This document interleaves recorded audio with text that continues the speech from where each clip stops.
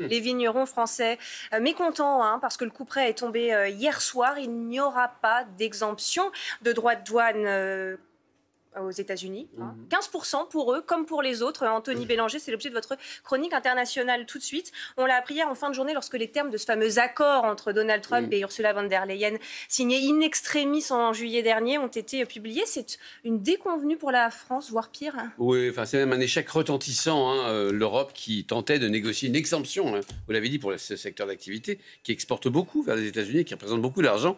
Un quart en moyenne des exportations de vin et des spiritueux se termine sur le marché américain. Et encore, c'est une moyenne, parce que par exemple, pour le cognac, c'est la moitié des flacons de cognac qui partent chez l'oncle Sam. Même peine pour la région de Bordeaux, dont la moitié des exportations vers les États-Unis sont des vins. Or, ce nouveau taux de 15% correspond au triplement, même plus que le triplement du tarif douanier qui auparavant s'appliquait à ces produits phares de l'excellence française et européenne. Il s'agit donc bien d'une punition. Bon, vous nous dites aussi, ne le prenons pas personnellement. Je ne sais pas si ça va aider, mais la France n'est pas le seul pays d'Europe à être concerné, bien évidemment. Voilà, don't take it personally. C'est vrai qu'il faut toujours rappeler que la France n'est pas le premier producteur de vin en Europe. C'est l'Italie qui est le premier producteur de vin.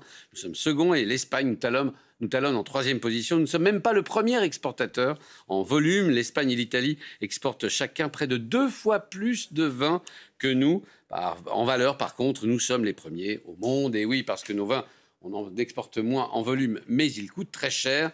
Nos exportations de vin représentent tout de même 12 milliards de dollars. L'Italie arrive en seconde position avec près de 9 milliards. Et toujours l'Espagne, vous l'avez compris, en troisième position. En clair, nous exportons des vins chers et précieux. L'excellence française a un coût, et ce coût est surtaxé par Donald Trump.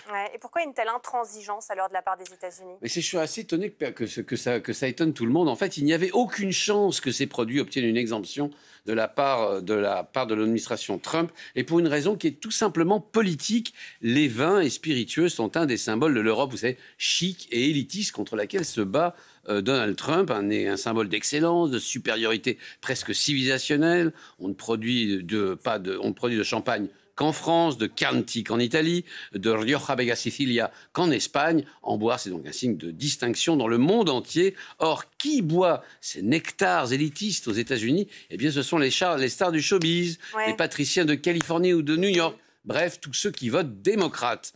La base trumpiste, elle boit de la bière, de la Budweiser. En clair, le vin et les spiritueux européens votent démocrate et méritent donc de ce fait d'être taxés par une administration républicaine.